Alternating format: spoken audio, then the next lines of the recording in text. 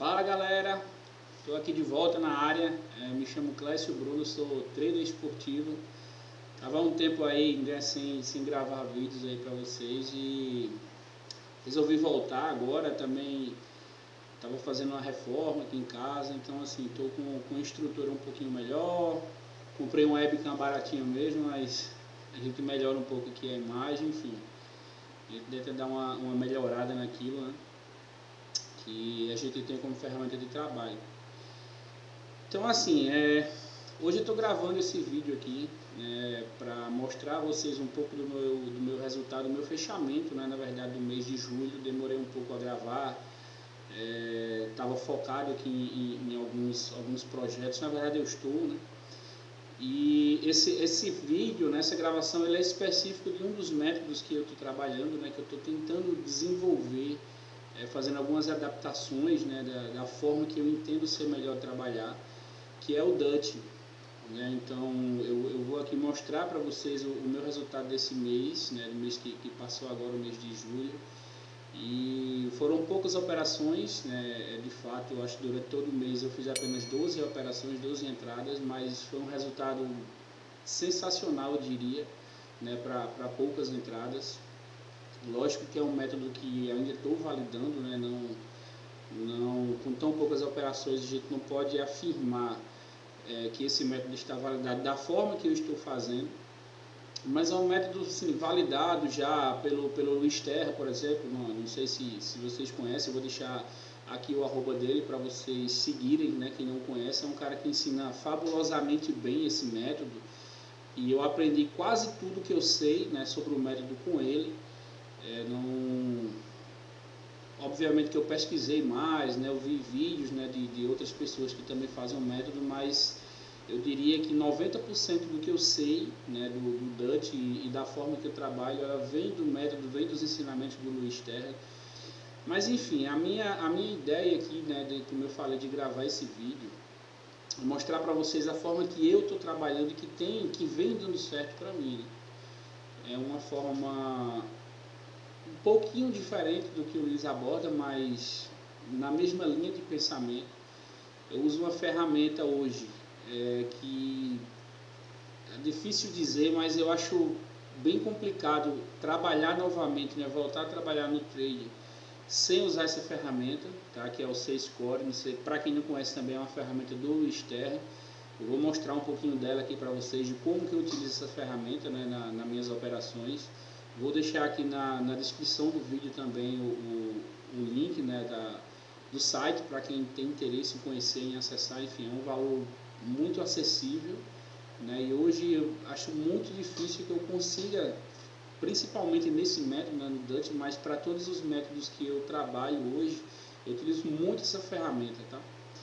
Então, mudando aqui, vou entrar aqui um pouquinho e vou mostrar a vocês. Essa aqui é a minha tela, um iBetSpace, tá? O site que eu utilizo para fazer, para anotar, né, todas as minhas entradas. Esse site ele puxa todas as entradas automaticamente de exchange, né? Você linka ele na exchange que você trabalha.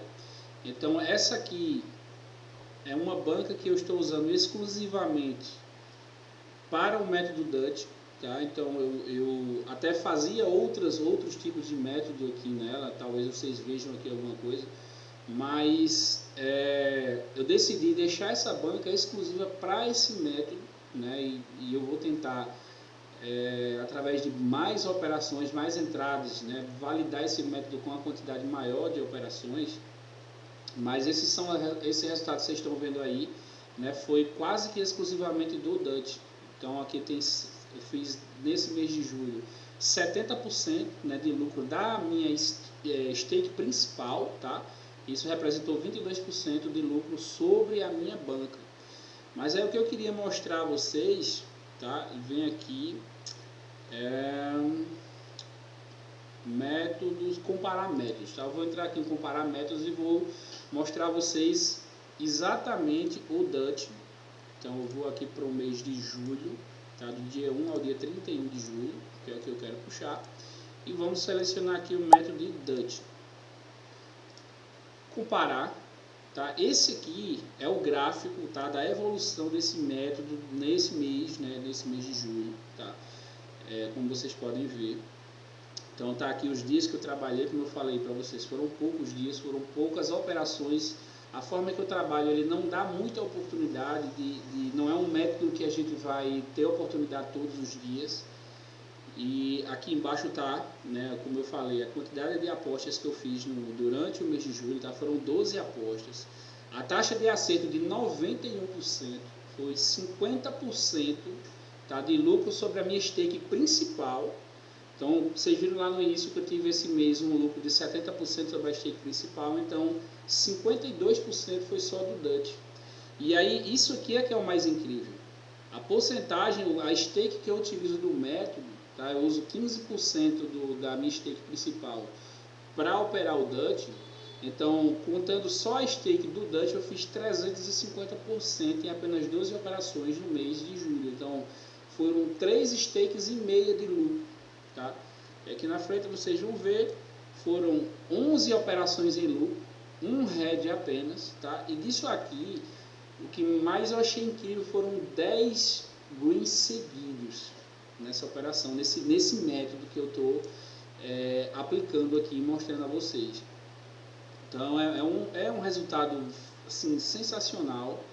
Tá? E se a gente for falar em porcentagem, eu não vou falar em valor, porque eu utilizo valores baixos, né, de stake, mas independente do valor que eu tivesse utilizado, o meu lucro teria sido exatamente a mesma coisa. Tá? Então, como que eu faço, como que eu trabalho esse método, né? O que é que exatamente eu estou fazendo? E aí é que eu quero mostrar para vocês esta ferramenta que eu estou utilizando, tá, para fazer as minhas operações, como eu disse a vocês, que é o cscore.com, e eu vou deixar o link dela na descrição, tá? Prontinho, tá aqui. Encontrei a tela do cscore que eu queria mostrar para vocês. Então, ela é uma ferramenta muito simples de ser utilizada, tá? Vai mostrar aqui do lado esquerdo todos os jogos, né, que a gente tem no dia. Eu vou pegar aqui uma série B, tá? Vai ficar mais fácil da gente entender. Vamos pegar aqui o jogo Paysandu e Santos. Então, quando você clica em algum jogo e abre, tá? Ele aqui, esta ferramenta, ela já é própria para você fazer o Dutch, e ela vai te dar aqui os placares mais prováveis, tá, de acontecer nessa partida. A probabilidade, né, que cada um desses placares tem de acontecer. E aí vamos supor que você vai fazer toda uma análise, tá, que eu vou mostrar um pouco aqui para vocês como que eu faço. E aí você vai selecionar aqueles placares, né, que você acredita que vai acontecer, obviamente com a ajuda que a ferramenta está te dando. Então você vem em valor esperado, tá? Você seleciona aqui os placares. Paysandu e Santos. Vamos selecionar aqui os 6 primeiros placares. Estou dando aqui um exemplo apenas para vocês, tá? Selecionando os 6 primeiros placares, vou colocar 7. Isso aqui está me dando um EV positivo de 9%, ou seja, selecionando esses 7 placares, eles estão me pagando 9% a mais do que o que seria o valor justo, tá, para essa operação. Então, o EV está positivo, e aqui eu clico em calculadora Dutch e ele está me dando aqui para esses 7 primeiros placares 33% de lucro, tá, sobre a minha stake. E aí, se eu simular um valor de stake de R$25, ele vai me dar um lucro aqui de R$8,36. Então, basicamente é assim que a ferramenta funciona. Você vai conseguir fazer os cálculos aqui do EV, né? A primeira coisa mais importante, né? Você saber se aquela entrada ele tem EV positivo ou não, tá? E segundo, a gente ter uma ideia do lucro que vai dar essa operação. Particularmente, eu gosto de fazer entradas quando o lucro aqui está acima de 40%. Tá? Poucas operações minhas eu fiz com valor menor de 40%, porém a partir de 33% de lucro eu já considero uma entrada. Então, se todas as demais análises que eu fiz elas estiverem batendo, eu não deixo de entrar por estar aqui com valor de 33%, 34%. Abaixo de 30% que eu descarto totalmente e fazer essa operação. Beleza? Então, isso aqui é os placares, né, que a ferramenta te dá, porém ela vai te dar aqui na inteligência artificial, tá? No C-Score IA, ele vai te dar uma possibilidade de fazer toda a pré-análise dessa partida. E aqui sim é onde você vai identificar, né, onde você vai fazer um estudo sobre esse jogo, sobre essa partida, para saber se vale a pena você correr o risco de entrar nesse jogo, tá?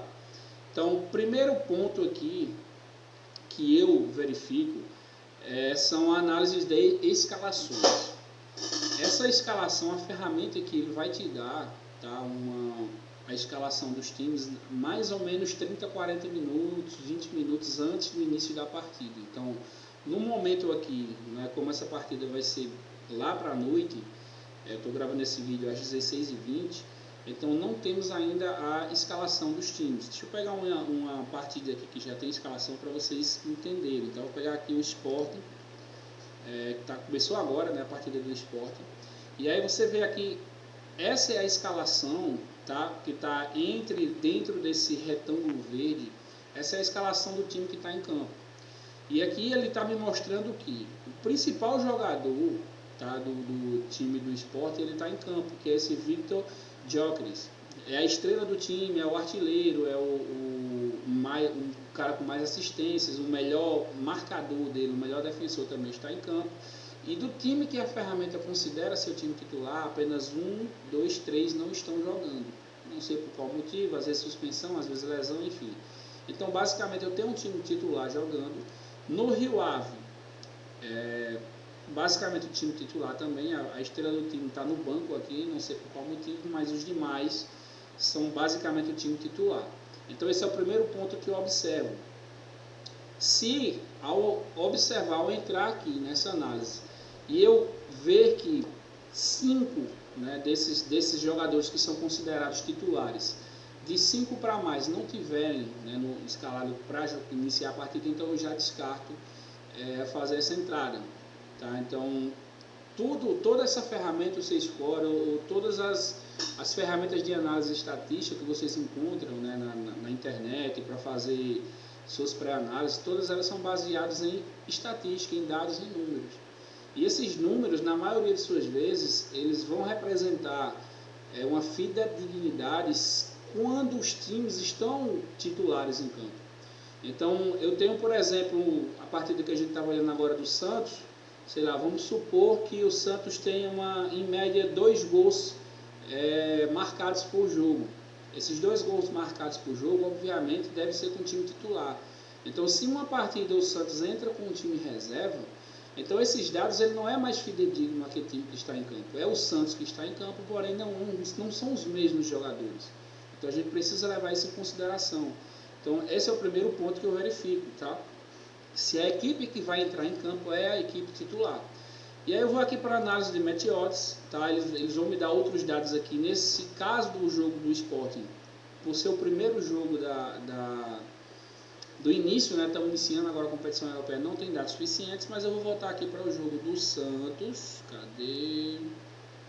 Paysandu e Santos.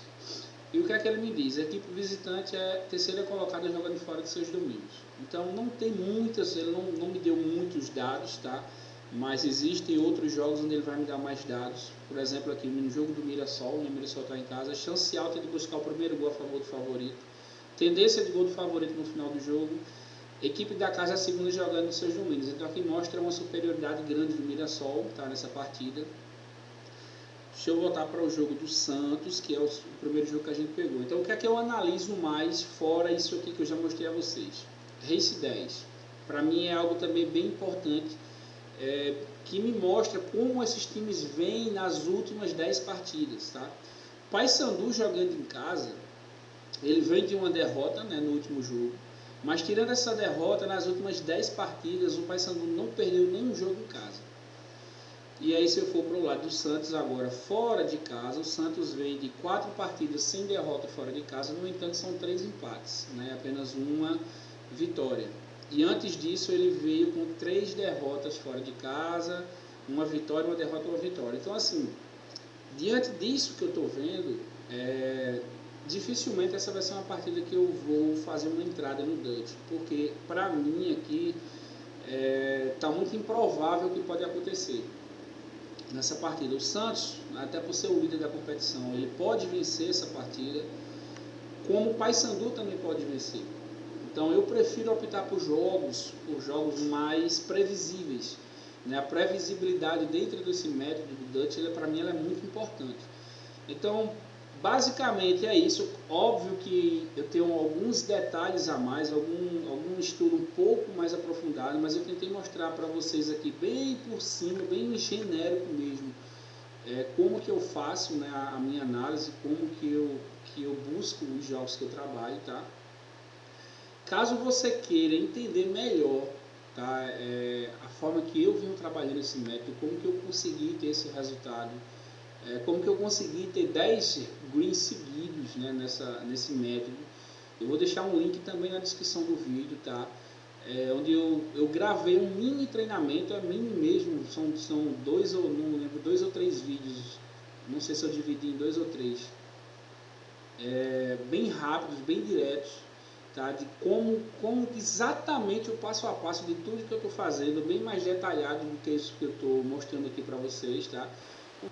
Um valor praticamente simbólico, né, para você me ajudar aqui na minha produção de conteúdo, tá? Para que eu consiga estar produzindo cada vez mais conteúdos como esse. Agradeço muito aí a atenção de todos vocês, né, que dedicaram aí um tempinho para assistir esse vídeo, né, que me acompanham aí. Espero ter ajudado, né, de alguma forma. Então, a caminhada aqui é bem árdua, bem difícil, tá? Eu estou completando agora 2 anos, né, de trade, e eu acho que exatamente esse é o momento onde eu me encontro virando um pouco essa chave, né, de deixar de perder e de já há algum tempo estar trocando dinheiro com o mercado, né, para passar para o lado dos que começaram a ganhar, a ser lucrativos, né, nesse mercado. Por muitas vezes eu pensei em desistir, por muitas vezes bate um desânimo, mas o recado que eu deixo para vocês continua, cara. Continua, em algum momento, essa virada de chave ela vem para aqueles que persistem, né? A grande maioria das pessoas que entram, que aventuram no trade esportivo, elas acabam se tornando não lucrativas pelo simples fato de abandonar, né, de desistir. O ser humano, a grande maioria deles, eles têm a frustração que eles têm de não conseguir rapidamente aquilo que eles almejam, né, faz com que eles desistam muito fácil dos seus sonhos. Então, o conselho que eu tenho para vocês: não desista, continua, tá? Estuda cada vez mais, que certamente essa virada de chave ela vai acontecer para você também, como ela está acontecendo para mim nesse momento. Beleza? Um abraço aí para vocês, galera, e nos vemos em breve.